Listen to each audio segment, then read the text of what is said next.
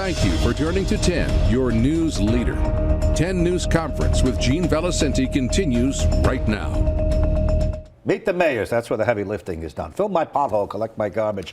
My guest today on 10 News Conference, the mayor of Attleboro, Cathleen DeSimone. She's been on the show with me before. In fact, we did a debate not that long ago. Yeah. She's in the middle of her first full term as mayor, says she's coming back for re-election. You like this? You go for this? I do like it. I like a lot of it.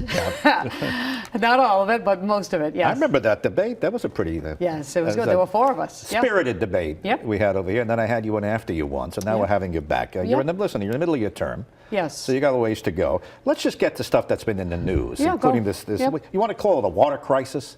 What would you call it? It was a combination of events. Let's just quickly recap it. You had a bad leak. Substantial water loss, mistakes were made, valves were left open, employees didn't tell you, you had to find out about it, whole big buzz in town. Yes. What happened and where do we stand? So, well, where do we stand, knock on wood, I don't see any wood in here, Gene, is that our reservoir is full, which is wonderful. Okay.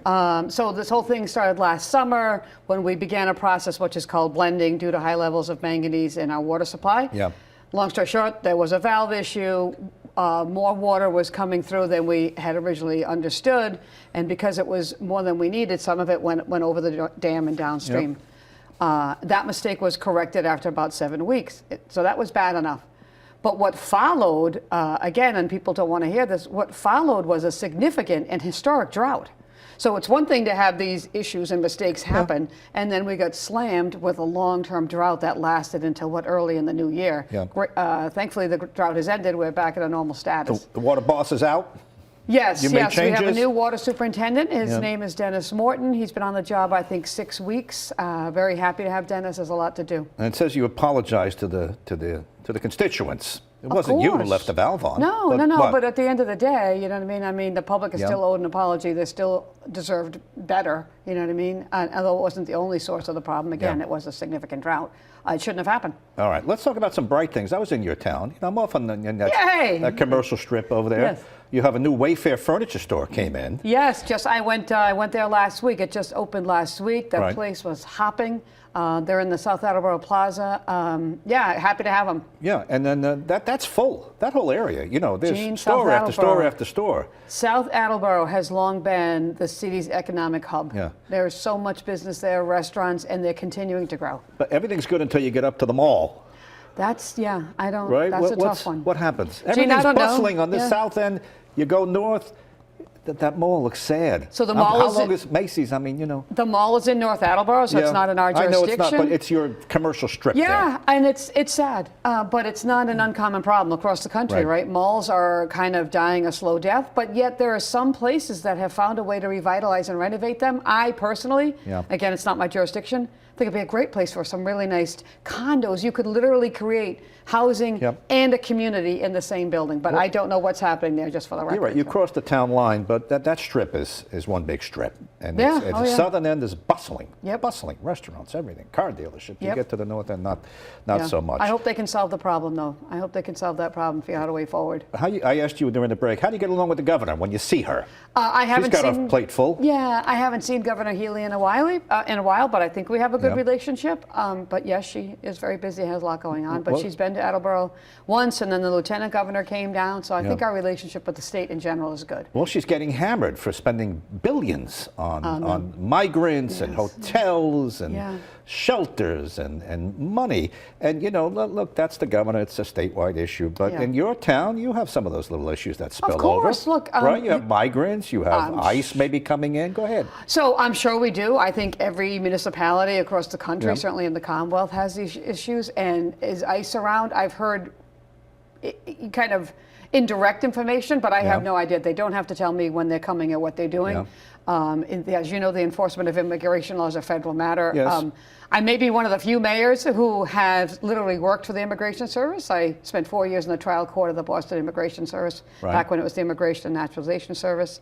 Then I left that and went to private practice, helping people to stay in the country and get lawful status. And on top of that, I taught ESOL classes, so it's fair to say that I'm somewhat familiar with the issues on both sides. More Yes. so than any other people. I think we so. I have don't know then. anybody else, but yeah, it's been a while. Just for the record, I was employed by the Immigration Service 96 to 2000. But you know, now that you're mayor, we're going to ask you, well, if ICE comes in, are you going to cooperate with them? You know, sometimes the neighbors rush in the street. Yes, and they go after the ICE people, protests and everything. Would you let your local police keep crowd control and say you got to help with this immigration Well, raid? first of all, as I said, the enforcement of immigration laws is a federal matter. So, and by law, we cannot assist or intervene. But so, you can do crowd control. They can say, listen, I'm going to be in this apartment building. I need you to keep the peace on the street. And if things because you know what happens now. I know. I saw what happened in Worcester and other places. And if things were to get out of control and it became kind of a public safety issue, we would. But we would not intervene or assist with the enforcement. But yeah, and look, people have feelings about what's happening in this country. I get it. But as I told my kids, with whom we've had really robust conversations, you have to start with the law. If you know what I mean, our immigration law hasn't had any kind of serious, significant changes in many, many years, and we are due for it. However you feel about immigration, right? We need to do better. Let's talk about more local issues. Yes. Your schools came up, and that debate, you were standing right over there. Yeah. Schools, affordable housing, your fire, your police, it all came up. Let's go, schools. Being a mayor, it's like everything everywhere all at once. Our schools are good. Of course, we have our brand new, state-of-the-art, best high school in the Commonwealth, Attleboro High School, which is going gangbusters. And there's literally, kids are leaving, Gene, some of our local charter schools to come back to the public high school. It is that good. It's amazing. Some of our schools, like many other municipalities, are in need of some capital improvements, right, over time. And man, things age quickly. But overall, I think our schools are generally in a good place. We're doing a districting study right now. As Attleboro continues to grow, we want to see where the kids are and determine our bus routes and school assignments and that. Police and fire departments remain an issue. Our police headquarters and fire headquarters are literally in buildings, Gene, that are about 100 years old. So it's less than ideal. So we're trying to work on a long-term solution. I'm a fan of a joint public safety complex. It's a much longer endeavor, finding a location and then funding it. But I'd like to see that happen in the city. I think it's time. I think we're big enough, and I think that our public safety officials deserve that. Not happening tomorrow, but definitely something on the radar. We have significant capital improvements needed in our water and wastewater departments. Again, like so many municipalities, it's infrastructure, infrastructure, infrastructure, the costs for which are just going up. And we're limited, as you know, in Massachusetts to Proposition 2.5.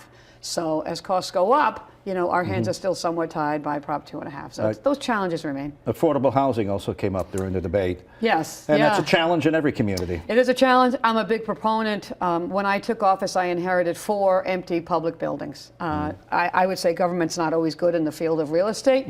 So I'm in the process of, one is up right now for affordable housing.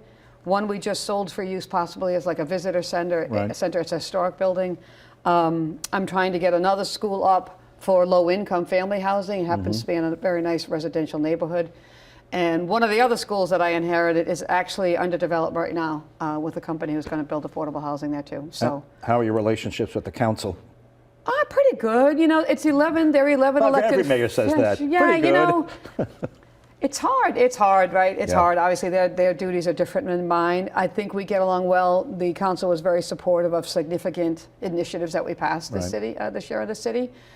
And look, at the end of the day, it's about conversations and relationships. I am totally okay with disagreement and different opinions, but what I really value is when we can come together and have a conversation and maybe find a way forward. Sometimes not, sometimes yes. So I'm grateful for the counselors with whom I have this kind of relationship.